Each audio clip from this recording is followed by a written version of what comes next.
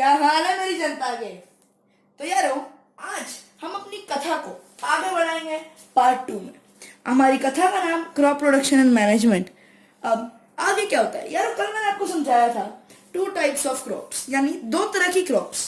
अब आज मैं आपको डिटेल में समझाऊंगा कि हाउ टू एग्रीकल्चर या एग्रीकल्चरल प्रैक्टिसेस या हाउ फार्मर्स डू फार्मिंग, कुछ भी कह सकते हैं आप।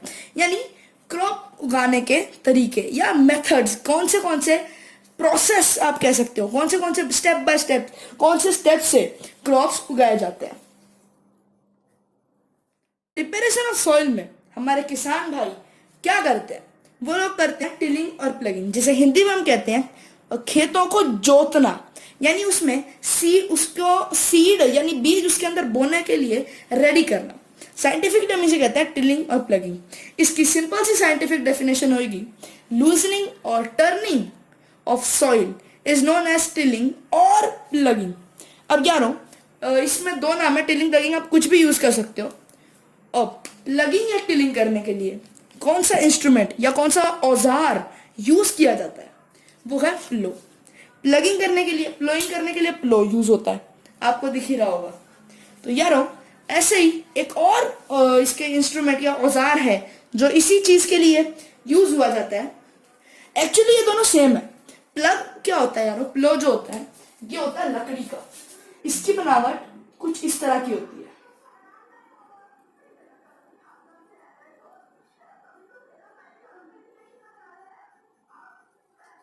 ये रफ फिगर है।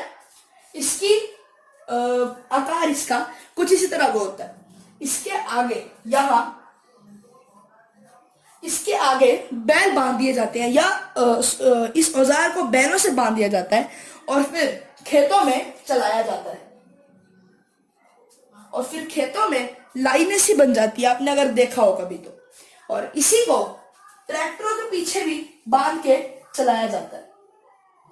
ट्रैक्टरों के पीछे भी इसे बांध कर चलाया जाता है। अब आज के दिनों में नाउअडेज क्या हुआ है यारों, कि हमारे, जैसे आपको पता ही है, हमारा देश बहुत तेजी से प्रगति कर रहा है। अब इस प्रगति ने क्या किया है, हमारा जो प्लो है बेचारा लकड़ का, उसको रिप्लेस कर लिया है। किसके साथ? आयरन प्लो के साथ। अब आयरन प्लो को अब सिंपल सा इतना नाम तो देंगे नहीं, क्योंकि इतना नया इंस्ट्रूमेंट बना है, नया इतनी हेल्प कर रहा है, ड्यूरेशन भी उसकी लॉन्ग है लकड़ से, तो उसका एक नया नाम है जो है हो। ये हो सिर्फ उसकी वट रखने के लिए उसको ऐसा नाम दिया गया है, वरना है भी ये प्लोई, लेकिन लोहे का। यारों, एग्रीकल्चरल प्रैक्टिसेस में आगे हम पढ़ेंगे सोइंग, लेकिन अभी सोइंग पढ़ने से पहले वही प्लो और हो वाली एक फालतू सी बात है, बता ही देता हूं क्या जा रहा है। जैसा कि मैंने आपको समझाया, प्लो बैलों के पीछे लगाकर तड़क तड़क दौड़ाया जाता है, और हो क्या होता है, उसी प्लो का आयरनिक वर्जन यानी अपडेटेड वर्जन।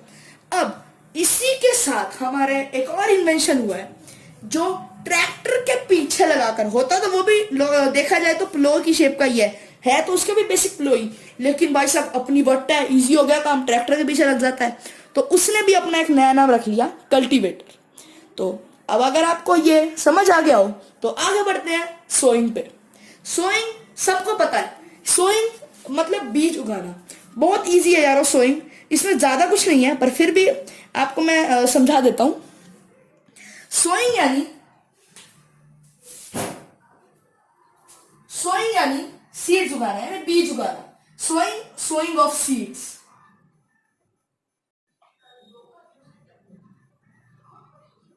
अब ये सोइंग यारो कई मेथड से होती है। एक तो ट्रेडिशनल टूल जो पहले मतलब हमारे दादा के जमाने पे हुआ करता था, एक उससे, और एक जो आजकल होता है मॉडर्न मेथड। तो दोनों तरीके से होती है यारो। कई में जिसकी खेती शॉर्ट टर्म पे या छोटे पैमाने पर है, वो ट्रेडिशनल मेथड भी यूज करते हैं, या जो हमारे दादा नाना खेती करते हैं वो ट्रेडिशनल मेथड में भी करते हैं, और जो आजकल के किसान हैं वो मॉडर्न मेथड यूज करते हैं, या जिसके बड़ी पैमाने पर खेती है वो मॉडर्न मेथड यूज करते हैं। तो यारो, ये रहे 2 मेथड्स, एक ओल्ड मेथड और एक मॉडर्न मेथड। ओल्ड मेथड में ट्रेडिशनल टूल यूज किया जाता था, जो जैसा मैंने बताया हाथों से या बैलों की मदद से उसमें सीड्स उगाए जाते थे। उसकी फिगर आपके बुक में दी हुई है, आप देख सकते हैं। और जो मॉडर्न मेथड है यारो, वो हम ट्रैक्टर के पीछे से भी कर सकते हैं और ऐसे भी हम यूज कर सकते हैं, पर ट्रैक्टर के पीछे से ही ज्यादातर यूज हुआ जाता है, ट्रैक्टर को लगा के। उसका मॉडर्न मेथड का नाम है सीड ड्रिल। अब seed drill is a modern method to sow seeds, और ओल्ड मेथड क्या था हमारा, ट्रेडिशनल टूल। इन दोनों की फिगर आपको बुक में दी हुई है, उसको उस फिगर को देख के आप ज्यादा आसानी से समझ पाओगे। तो यारो एग्रीकल्चरल प्रैक्टिसेस का सबसे मेन मेथड है सोइंग, क्योंकि अगर यही ना हो ना तो पूरी एग्रीकल्चर ही नहीं हो सकती। तो अब यार इतना इंपॉर्टेंट है, कुछ इज्जत होएगी मार्केट में। अब एरे गहरे उठा के कोई भी सीड तोप दो तो चलेगा नहीं। इसलिए इस प्रॉब्लम को, अब कभी कभार क्या होता था यारों, जब हमारे इंडिया में किसान फार्मिंग जब शुरू हुई थी, धीरे धीरे एक साल 2 साल 10 साल तक बहुत फार्मर्स को वो होती थी प्रॉब्लम। अब जैसे मानो एग्जांपल के लिए उन्होंने 10 उगाए, उस 10 में से उनके सिर्फ और सिर्फ 7 उगे, 3 रह गए, या 6 हो गए, 4 रह गए। अब वो 4 रह जाने का क्या कारण होते थे उनके, या तो सीड बहुत भारी होते थे, अच्छे से अंदर चल जाते थे बहुत रूट्स उसके, या तो बहुत हल्के होते थे कि पानी के साथ ही उड़ के बाहर आ जाते थे, अंदर टिक नहीं पाते थे। तो ये इन्हीं 2 कारणों को ओवरकम करने के लिए हम सीड्स की बेस्ट क्वालिटी यूज करते हैं उगाने के लिए। एग्रीकल्चरल प्रैक्टिसेस में एक और हमारी इंपॉर्टेंट थिंग, प्लांट को खाना या न्यूट्रिएंट्स देना, एडिंग मैन्योर्स एंड फर्टिलाइजर्स। अब इस टॉपिक में ज्यादा कुछ खास तो है नहीं, लेकिन एक बहुत इंपॉर्टेंट क्वेश्चन यहां से ज्वालामुखी की तरह फट के निकलता है। उस क्वेश्चन का नाम है डिफरेंशिएट फर्टिलाइजर्स एंड मैन्योर्स। कोई ना, आपका भाई आपको ये भी समझा डालेगा।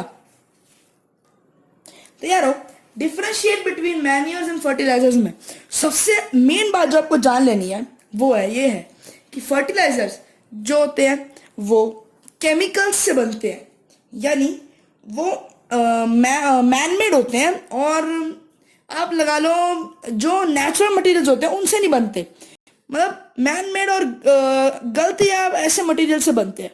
केमिकल से आप सीधा सीधा ले लो, केमिकल से बनते हैं, जबकि मैन्योर हमारे खुद बहुत ही ज्यादा नेचुरल मटेरियल से बनते हैं, जो कि काउ डंग केक। अब काउ डंग केक मेरे भाई सोच रहे होंगे हाय हाय कौन सा केक है, ऐसा तो भाइयों बता दूं, काउ डंग केक कोई केक नहीं है, गाय के गोबर को काउ डंग केक कहते हैं। अब वो मुझे पता नहीं क्यों इसका नाम केक रखा है, पर जो भी है अब रखा है तो हमें फॉलो करना पड़ेगा।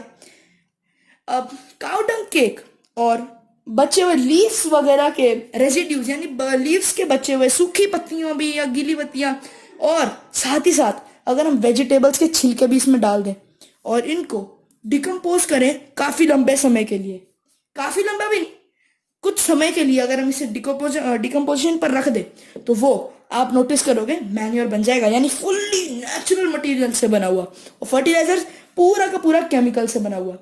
अब यार अब केमिकल से बना है, ठीक है, केमिकल से बना है तो ऑफ कोर्स हम खुद पे तो बना नहीं सकते घर पे या कहीं, तो इसलिए फर्टिलाइजर्स जो होते हैं फैक्ट्रीज से तैयार होके आते हैं। ऑफ कोर्स यार केमिकल है तो फैक्ट्री से तैयार होके आएंगे। और जो मैन्योर है यारो वो ऑर्गेनिक मटेरियल या नेचुरल मटेरियल से बने हैं, तो इसलिए इन्हें हम अपने फील्ड्स यानी अपने खेतों में भी आ सकते हैं। अब हमने फर्स्ट पॉइंट पढ़ा कि मैन्योर में डलते हैं नेचुरल सब्सटेंस, यानी वो ऑर्गेनिक मटेरियल से बनता है। फर्टिलाइजर में डलते हैं केमिकल्स, इसलिए उसको थोड़ा मैंने लंबा करके लिखा है। और सेकंड में हमने पढ़ा, सेकंड टाइम हमने पढ़ा कि जो मैन्योर है वो हम फील्ड्स में भी बना सकते हैं, लेकिन फर्टिलाइजर्स सिर्फ और सिर्फ फैक्ट्रीज में बनेगा। अब यारों और कई पॉइंट्स उभर के आते हैं इसमें। सबसे इंपॉर्टेंट चीज जो होती है सॉइल की, जो सबसे ज्यादा उनमें न्यूट्रिएंट्स होते हैं, जिसको सबसे ज्यादा एसेंशियल यानी इंपॉर्टेंट होती है ह्यूमस। अब मेरे कई भाइयों को ह्यूमस का मतलब ना पता हो तो मैं बता दूं, the top layer of soil is known as humus. अगर आपने पिछली क्लास में सॉइल प्रोफाइल पढ़ते हुए ध्यान दिया हो तो उसमें आप देखोगे कि इसमें 3 लेयर्स होती हैं, एक बेडरॉक, एक ये वाली और एक ये वाली जिसमें होती है ह्यूमस और सारे के सारे न्यूट्रिएंट्स, सॉइल के सबसे ज्यादा मात्रा में न्यूट्रिएंट्स। अब यही ह्यूमस बहुत ज्यादा इंपॉर्टेंट होती है सॉइल के लिए। अब यारो जो मैन्यूअर्स होते हैं उनमें तो सॉइल ह्यूमस होती है, जो मैन्यूअर्स होते हैं वो सॉइल को बहुत ज्यादा भरपूर मात्रा में ह्यूमस देते हैं, क्योंकि वो नेचुरल होते हैं तो नेचुरल चीजें देते हैं, तो भरपूर मात्रा में ह्यूमस देते हैं, जो कि बहुत ज्यादा अच्छी बात है, बहुत ज्यादा इंपॉर्टेंट भी है। लेकिन फर्टिलाइजर्स जो होते हैं वो हमारे सॉइल को, बेचारी सॉइल को ह्यूमस नहीं देते, यानी न्यूट्रिएंट्स सही मात्रा में नहीं। तो यारो आपने कभी ना कभी तो सुना ही होगा कि कोई भी जितना भी अच्छा बन जाए उसकी कोई ना कोई बुराई तो होती है, और कोई भी इंसान जितना मर्जी बुरा हो जाए उसके अंदर कोई ना कोई अच्छाई तो होती है। तो यारो ऐसे ही अब आगे हम पढ़ेंगे मैन्योर्स और फर्टिलाइजर्स का किस्सा। अब मैन्योर क्या होता है यारो? मैन्योर आपने अब तक पढ़ के तो आपको यही लगा होगा कि हाँ भाई इतना बेस्ट होता है मैन्योर हर चीज के लिए, लेकिन मैन्योर का एक ड्रॉबैक जरूर है। अगर हम ले बात फर्टिलाइजर्स की, तो फर्टिलाइजर्स में यारो plant nutrients like nitrogen, phosphorus, potassium दबा के भरा होता है, और वही हम बात करें अगर मैन्योर की तो उसमें फर्टिलाइजर्स के मुकाबले ये चीजें थोड़ी कम होती हैं। अब ये डिफरेंशिएट आप जानकर, आपने देखकर पढ़कर जान ही लिया होगा कि अगर आपने कभी भी खेती करनी हो या आपके आसपास कोई खेती करता हो तो उसे मैन्योर यूज करना चाहिए या फर्टिलाइजर्स। और अब इस चीज को अपने दिमाग में डाल लो और कॉपी पे उतार लो। मिलते हैं आपसे अगले पार्ट में, तब तक के लिए गुड बाय।